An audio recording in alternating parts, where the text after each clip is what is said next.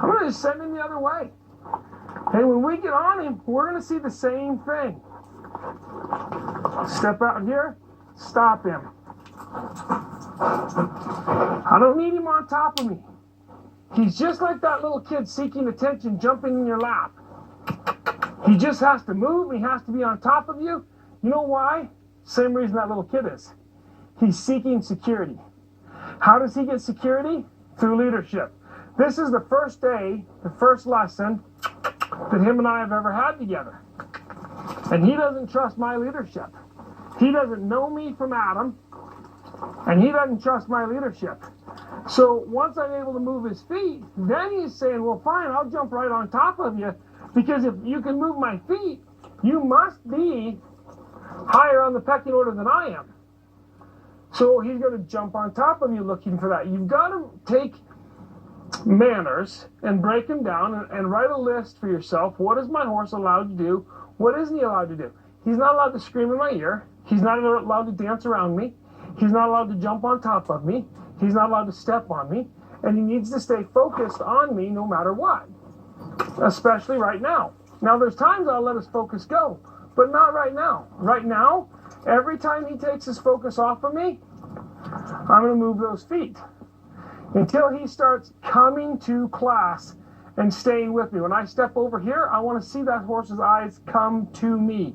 I need this horse to come to me.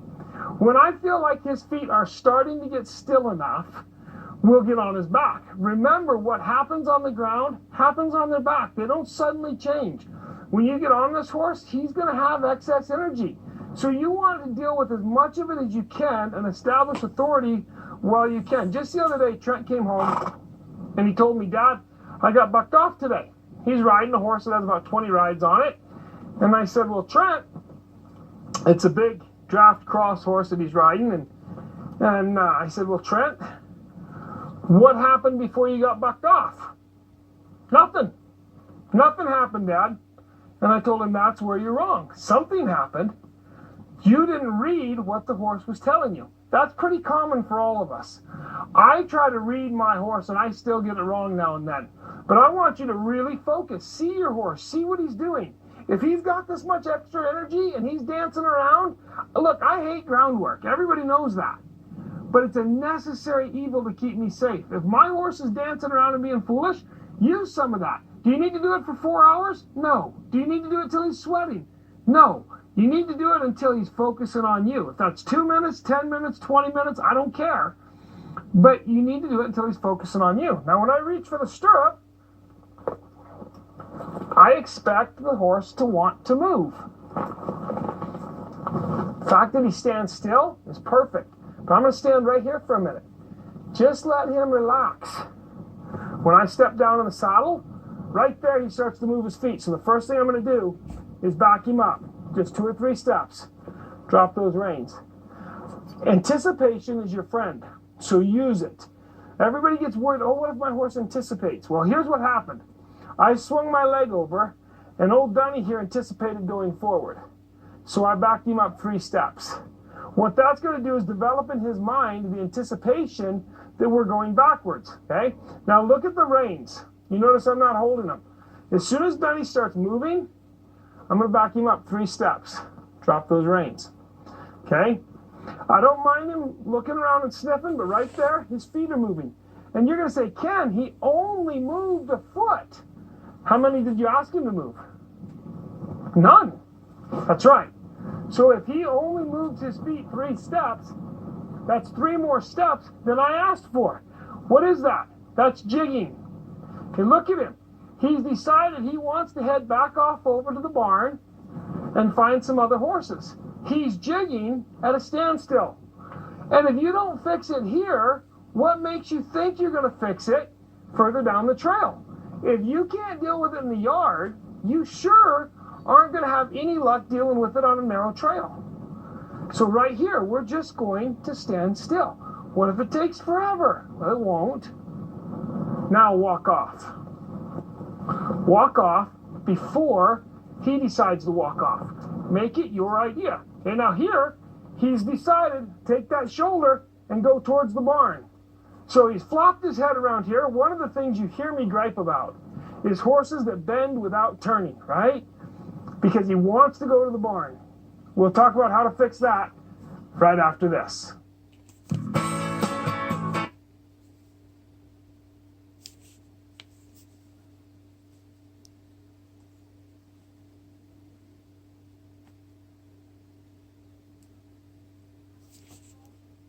Got two problems now I need to work with old Dunny here. One, we don't turn. And two, we don't stand still. We've got all this excess energy, and he wants to what? Leave. He wants to leave the country. So what I've got to do is start moving his feet, definitely. Picking a direction and taking him there. So as I pick up on these reins, I want him to follow his nose. Well, he doesn't follow his nose. And you've heard me talk about that. That's the result of way too much bending and not enough actual movement. So when I pick up on the rein, he's not allowed to just bend. I want his feet to move and his body to follow his nose right here. Now, he's way more broke than this. This is a very simple, basic colt exercise. Yes, it is. But it's where he's at right now, right? Where he's at right now is he doesn't turn, right? He doesn't turn and he doesn't stand still. So be diligent. Move this horse's feet. Don't sit up here and hold the reins and hope for the best. When you see people do that, when they're up here and they're just holding on, they're holding that lit stick of dynamite. The wreck is coming, okay? So I want to move him around here, soften that face, move those feet. Right here, follow his nose. There we go. Take the lessons you've done at the clinics you went to or at the demonstrations you watched or the television shows and put them to work when the problem happens, where it happens. You know what my policy is? Fix it now. Don't wait for it to get worse. Don't wait for it to quietly go away, because it's not going to. Fix it right now. If this horse is being hard to deal with, change that right here, right now. Then you've got to give him a chance to do it right. So stop him, drop those reins. Well, of course he's not going to take a chance. Back him up, drop those reins. Back him up, I'm not going to hold him still. Right? That's his job. Now when he holds still for 5 seconds, move him. Make him want a break. Make him actually really think about what you're doing and desire a rest period. That's what he needs. He needs to desire a rest period. So I gave him a 5-second break, and now he's thinking, man, I wish that would have lasted longer. But I'm thinking, I've got a lot of work to do here. I've got to get these shoulders reconnected to his nose. I hate when I see horses just bending, because they don't learn to follow their nose with their withers. They get disconnected. You've got to come back. I love soft horses. I won't have one that's not. I love suppleness. It's great. But this horse has got to learn to follow through with his body, okay? So that when I have situations like this, I can control it. So I'm going to keep working here. You see me pick that rein up. It's kind of ugly. I ask nice. If he turns, leave him alone. But right here, he thinks, man, we're headed for the barn. Picks up the speed, so I lift that rein and just kind of pull him around there. And it's ugly, but it's effective. And it gives me some control. Here we go. And old Dunny here gets a chance to come around. There we go. Nice. Good boy. Look for the good in your horse. He is trying. You may not recognize it. So that's why you've got to look for the good, to make sure that when it happens, you do see it. Right there, lift that rein, make that turn happen. Reward him. Come back here, we're going to face the barn, we're going to back up, and let him stand. No, he says, I'm out of here. No, you're not. Face the barn, let him stand. Don't fight this excess energy all your life. Deal with it. Don't get rid of a nice horse just because he's got a little bit more energy than you're used to. Deal with it. Change the way he thinks. Change the way he sees you and looks for that leadership. That's the longest I've let him stand still. Okay? I'm changing the way he thinks about standing still. Right now, he thinks standing still is a bad thing. I'm not doing any really great important drills or exercises here. We're not working on our flying lead changes. We're just working on basics, following your nose, softening into my hand, staying soft, and controlling your movement. And you see him wanting to jog, I want him to walk. He says, Ken, I want to use more energy than that. So if he does jog, I'm just going to redirect it. I'm not going to fight with him, just redirect it. Bring him around here. You can feel him. All of a sudden, you can hear him breathing. He sounds like a dragon, and his body coils up, and he's thinking, I got to go, I got to go. When that happens, you've got to redirect. You've got to change what he's thinking. If you're sitting at home and you're a trainer, and you're training for the general public, you've got to make this horse safe enough for the customer. And that means the horse has to learn to control those emotions. Everybody knows I hate the term desensitize, because what do I want is I want a sensitive horse. Watch this horse. He's sensitive as all get out. I love that. But you know what he doesn't have? He does not have control of his emotions. His emotions are absolutely running wild. Right here, he's learning to control his emotions. He's just beginning. He's looking around. Oh my word, where's the next problem? Right here, buddy. It's in the saddle. That's where the next problem is. It's right here. I'm going to put you to work. What you need to be thinking about is me, not what's out there.